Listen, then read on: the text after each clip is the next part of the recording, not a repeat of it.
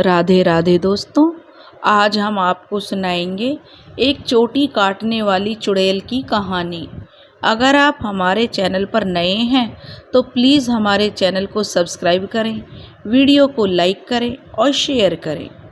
एक गांव में औरतों की चोटी काटने की घटनाएं हो रही थीं। जैसे ही रात होती, एक चुड़ैल अपने हाथ में खंजर लेकर आती और जो भी औरत उसे सोती हुई मिलती उसकी चोटी काट देती थी। और चोटी काटने के बाद वह चुड़ैल न जाने कहाँ गायब हो जाती और किसी को भी यह समझ नहीं आ रहा था ऐसा क्यों हो रहा है। फिर एक दिन चंदू अपनी बीवी से कहने लगा, अरे भाग्यवान, अपनी चोटी को छुपा कर रखना। पूरे गांव में चोटी काटने की घटना दिन पर दिन बढ़ती जा रही है। कहीं उस चुड़ैल की नज़र तुम्हारे लंबे बालों पर चली गई तो वह तुम्हारी चोटी काट कर ले जाएगी। चंदू की बीवी कहने लगी, अजी आपको घबराने की कोई ज़रूरत नहीं है। किसी चुड़ैल की इतनी हिम्मत कहाँ है कि वह मेरी चोटी को हाथ लगा सके।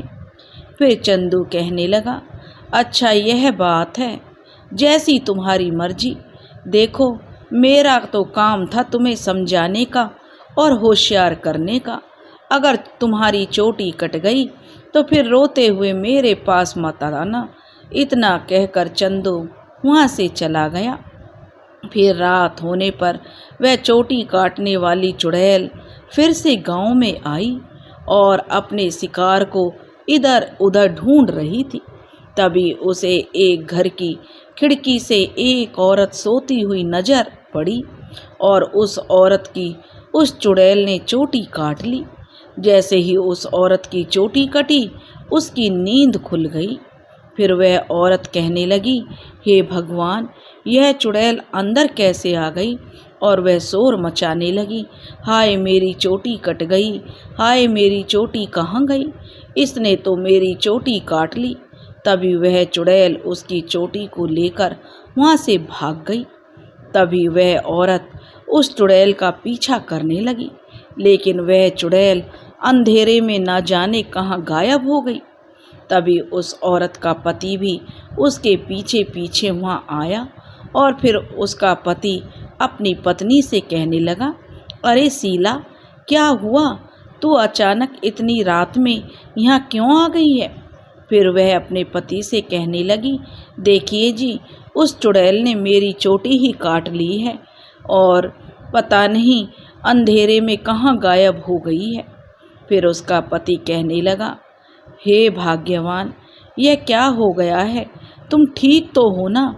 उसने अगर तुम्हें कोई नुकसान पहुंचा दिया होता तो फिर क्या होता। चलो, अभी तो तुम्हारी चोटी ही कटी है, मान लो उसने कुछ ऐसा वैसा कर दिया होता तो क्या होता। यह सुनकर दोनों पति पत्नी उदास मन से वापस अपने घर आ गए। शीला की चोटी कट जाने की बात पूरे गांव में फैल चुकी थी। सब लोग उस चुड़ैल के बारे में बातें कर रहे थे। उधर चंदू भी अपनी पत्नी की जो चिंता कर रहा था तो वह अपने घर की ओर चल दिया। जब चंदू ने सुना कि शीला की चोटी कट गई, चंदू अपने घर पहुंचा। घर पहुंचकर वह अपने पत्नी के कमरे में गया तो देखा उसकी पत्नी अपने बालों को संवार रही थी। चंदू बोला, अरे बालों को संवार रही हो तुम, और पता है तुम्हें, पता चला कल रात को मेरे दोस्त रोहन की पत्नी की चोटी उस चुड़ैल ने काट ली। मुझे तो तुम्हारे लिए बहुत डर लग रहा है, कहीं वह चुड़ैल यहाँ आ ना जाए। फिर चंदू की पत्नी कहने लगी, अजी हमें डरने की कोई ज़रूरत नहीं है, आप डरिए मत, मुझे कुछ नहीं होगा। फिर चंदू अपनी पत्नी से कहने लगा, देखो, तुम्हारे बाल बहुत सुंदर और लंबे हैं और दिन पर दिन ये लंबे होते जा रहे हैं। पहले तो यह इतनी तेज़ी से नहीं बढ़ रहे थे, अचानक से तुम्हें क्या हो गया है। इस पर चंदू की पत्नी जो उससे कहने लगी, अजी अब अपने बालों की मैं कुछ ज़्यादा ही देखभाल कर रही हूँ ना, इसलिए। चंदू कहने लगा, ठीक है भाग्यवान, तुम अपना ख्याल रखना और मैं अपने दोस्त रमेश से मिलकर आता हूँ। चंदू रमेश के पास जाकर कहता है, अरे भाई रमेश, तुम कैसे हो? भाभी के बारे में पता चला कि चुड़ैल उनकी चोटी काट कर ले गई। यह सुनकर मुझे बहुत दुख हुआ। फिर रमेश कहने लगा, क्या बताऊं यार चंदू, जब से मेरी पत्नी शीला की चोटी कटी है उसका तो रो रो कर बुरा हाल है। और बताओ चंदू भाई, भाभी तो ठीक है ना? अब भाभी का ज़्यादा ख्याल रखो चंदू भाई, कहीं चुड़ैल उन्हें भी अपना शिकार ना बना ले। चंदू कहने लगा, तुम ठीक कहते हो रमेश भाई, मुझे तो बहुत फिक्र हो रही है। ठीक है रमेश भाई, अब मैं चलता हूँ, तुम अपना और शीला भाभी का ध्यान रखना। इतना बोलकर चंदू वापस अपने घर आ गया। रात होने पर चंदू सो रहा था। अचानक से फिर चीखने की आवाज़ आई। चंदू की नींद खुल गई। वह इधर उधर देखने लगा। चंदू की पत्नी कमरे में नहीं थी। वह बहुत डर गया। पता नहीं इस समय यह कहाँ चली गई है। वह आवाज़ लगाने लगा कि पुष्पा, कहाँ हो तुम? चंदू की पत्नी का नाम पुष्पा था। तुम पुष्पा? पुष्पा वह आवाज़ लगाने लगा, तुम पुष्पा, ये कहाँ चली गई हो? कहकर जो चंदू पुष्पा को बुलाने लगा, तभी बाहर गांव में से आवाज़ आती है कि एक औरत रोते हुए कह रही थी, हाय मैं तो लुट गई, सब बर्बाद हो गया, मेरी चोटी काट कर चुड़ैल ले गई। फिर चंदू कहने लगा, अरे यह किसकी आवाज़ है? लगता है चुड़ैल ने फिर से किसी पर हमला कर दिया है, मुझे बाहर जाकर देखना चाहिए। फिर चंदू यह सोचकर भागकर बाहर जाता है। वह देखता है बाहर कुछ गांव वाले खड़े हुए थे और वह उनके पास गया और पूछने लगा, क्या हुआ भाई, ये चीख पुकार कैसी थी? क्या हुआ? गांव में सब ठीक तो है ना? फिर एक गांव वाला कहने लगा, अरे नहीं चंदू भाई, अभी अभी चुड़ैल इस बेचारी की चोटी काटकर अंधेरे में गायब हो गई। फिर चंदू कहने लगा, हे भगवान, मेरी पत्नी पुष्पा पता नहीं कहाँ है। वह मन ही मन सोचने लगा, पुष्पा तुम कहाँ हो? चंदू सोचने लगा, मुझे जल्दी वापस घर जाना चाहिए। फिर चंदू वापस अपने घर की ओर दौड़ पड़ा।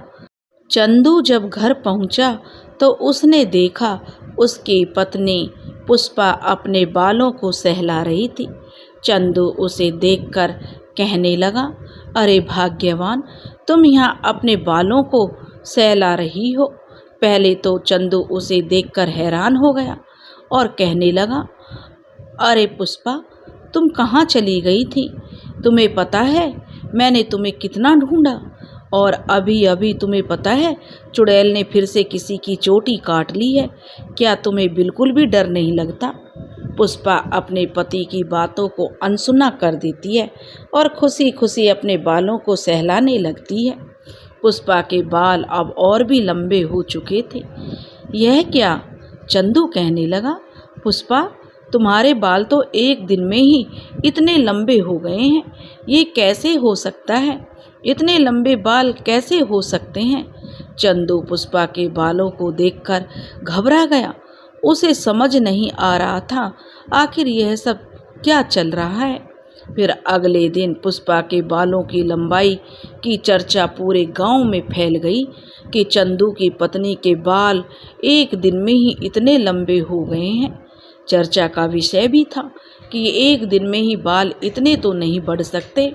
सब लोग उसके बालों के बारे में बातें कर रहे थे। तभी एक गांव वाला कहने लगा, अरे भाई, जब से चुड़ैल गांव में किसी औरत की चोटी काटती है तब चंदू की पत्नी पुष्पा की चोटी बड़ी हो जाती है। मुझे तो लगता है भाइयों, कहीं चंदू की पत्नी ही चोटी काटने वाली चुड़ैल तो नहीं है। चंदू यह सब गांव वालों की बातें सुन रहा था। उसे समझ नहीं आ रहा था कि अब वो क्या करे। फिर वह अपने दोस्त रमेश के पास मदद मांगने के लिए गया। चंदू अपने दोस्त रमेश से कहने लगा, भाई रमेश, मुझे लगता है मेरी पत्नी पुष्पा ही चुड़ैल है जो गांव में सबकी चोटी काट रही है। फिर रमेश कहने लगा, भाई चंदू, तुम ऐसा क्यों कह रहे हो? चंदू कहने लगा, भाई रमेश, जब किसी की चोटी कटती है गांव में तब तब मेरी पत्नी पुष्पा के बालों की लंबाई बढ़ जाती है, और जब कल चुड़ैल का हमला उस औरत पर हुआ था तब मेरी पत्नी पुष्पा अपने बिस्तर पर नहीं थी, फिर अचानक पता नहीं कहाँ से आ गई। फिर रमेश कहने लगा, अगर ऐसा है तो हमें कुछ ना कुछ तो चंदू भाई करना होगा। तुम आज रात को सोने का नाटक करना, जैसे ही भाभी घर से निकले तुम उसका पीछा करना। चंदू कहने लगा, रमेश भाई, तुम भी मेरे साथ मेरे घर चलो, तुम भी वहीं छुप जाना, फिर हम इसे रंगे हाथों पकड़ लेंगे। रमेश कहने लगा, ठीक है चंदू भाई, अभी चलते हैं। फिर दोनों रमेश और चंदू के घर आ जाते हैं और चंदू अलमारी के पीछे छुप जाता है। रात होने पर चंदू सोने का नाटक करता है। तभी चंदू की पत्नी पुष्पा उठती है और घर से बाहर निकल जाती है। फिर रमेश चंदू से कहता है, चंदू भाई उठो, देखो पुष्पा भाभी घर से बाहर निकल गई है। फिर चंदू उठता है और दोनों पुष्पा का पीछा करने चले जाते हैं। थोड़ी दूर जाकर चंदू की पत्नी पुष्पा चुड़ैल में बदल जाती है और अपने शिकार की तलाश करने लगती है। यह देखकर चंदू और रमेश दोनों की आंखें फटी की फटी रह जाती हैं। रमेश कहता है, चंदू भाई, तुम्हारा शक सही निकला, तुम्हारी बीवी तो चुड़ैल निकली। फिर चंदू कहता है, रमेश भाई, अब क्या करें? ये तो ज़रूर अपने शिकार की तलाश में निकली होगी। अगर हमने इसे नहीं रोका तो आज यह फिर से किसी की चोटी काट लेगी। और फिर रमेश पूछने लगा, भाई चंदू, यह सब जो भाभी सबकी चोटियाँ क्यों काट रही है चंदू भाई, और ये क्या करती हैं? फिर चंदू कहने लगा, मुझे क्या पता रमेश भाई, जब तुम अपनी भाभी से मिलेगा तो पूछ लेना। फिर रमेश कहता है कि चल तो भाई उसका पीछा करते हैं। और थोड़ी दूर पुष्पा का पीछा करने पर वह पुष्पा बनी चुड़ैल एक जगह पर रुक जाती है। फिर वह इधर उधर अपने शिकार की तलाश करने लगती है। तभी उसकी नज़र एक घर की खिड़की पर पड़ती है। तो उसकी नज़र घर पर पड़ती है तो वह उस घर में घुस जाती है। वहाँ उसे एक औरत सोती हुई दिखाई देती है। फिर रमेश कहता है, भाभी तो उस घर में घुस गई चंदू भाई, अब क्या करें? फिर चंदू कहता है, अरे बेवकूफ़, यह भाभी भाभी क्या लगा रखा है तुमने? इस वक्त वो तेरी भाभी पुष्पा नहीं है, इस वक्त वह एक चुड़ैल है। चलो हम भी उसके पीछे पीछे चलते हैं। फिर वह चुड़ैल कहती है अपने आप, अरे वाह, इसके बाल तो बहुत ही लंबे हैं। उस औरत को जो सोई हुई थी उसके बाल नीचे तक लटक रहे थे और लंबे थे। उन्हें देखकर पुष्पा बनी चुड़ैल बड़ी खुश होती है। आज तो इसी को मैं अपना शिकार बनाऊंगी। तभी चंदू और रमेश वहाँ पर पहुँच जाते हैं। फिर रमेश कहता है, रुक जाओ पुष्पा भाभी, मैं तुम्हें उसकी चोटी नहीं काटने दूंगा। ए चुड़ैल, वहीं के वहीं रुक जा, नहीं तो तुझे जान से मार दूंगा। चंदू जोर से चिल्लाता है और कहता है, देखो पुष्पा, तुम जो यह सब कर रही हो यह ठीक नहीं है, तुम्हें यह सब अभी के अभी रोकना होगा। फिर चुड़ैल बनी पुष्पा कहती है, ए मूर्ख इंसान, मैं कोई तेरी पुष्पा वुष्पा नहीं हूँ, मैं तो एक चुड़ैल हूँ। बस मुझे थोड़े और बालों की ज़रूरत है, फिर मैं महाशक्तिशाली बन जाऊंगी। फिर हर तरफ सिर्फ मेरा ही राज होगा।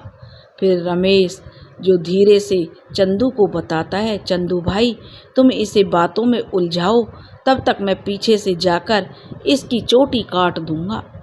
तब वह कहता है कि चंदू कहता है कि चुड़ैल को अपनी बातों में उलझा लेता है और कहता है, नहीं पुष्पा, तुम चुड़ैल नहीं हो, तुम तो मेरी पत्नी हो। जो चंदू चुड़ैल को अपनी बातों में उलझाने लगा, तभी रमेश चुपके से चुड़ैल के पीछे पहुंच जाता है और उसकी चोटी काट देता है। फिर चुड़ैल बनी पुष्पा कहती है, अरे मर गई रे, ये तूने क्या कर दिया मेरे साथ, मेरे सारे किए कराए पर तूने पानी फेर दिया। चोटी कटते ही चुड़ैल बनी पुष्पा की सारी शक्तियाँ खत्म हो गईं और पुष्पा चुड़ैल के चंगुल से आज़ाद हो जाती है और चुड़ैल से फिर वह पुष्पा बन जाती है। फिर रमेश कहने लगा, अरे पुष्पा भाभी, आप वापस आ गईं। फिर पुष्पा कहती है, रमेश भैया, आपका बहुत बहुत धन्यवाद, आपकी वजह से मुझे इस चुड़ैल से मुक्ति मिल गई। चंदू भी अपनी पत्नी को वापस पाकर खुश हो जाता है और वे दोनों फिर से एक साथ रहने लगते हैं। इस तरह गांव में जो चोटी काटने वाली चुड़ैल से छुटकारा मिल जाता है और सब गांव वाले फिर से हंसी खुशी रहने लगते हैं। दोस्तों, अगर आपको हमारी कहानी अच्छी लगी हो तो प्लीज़ लाइक, सब्सक्राइब और शेयर ज़रूर करें। राधे राधे।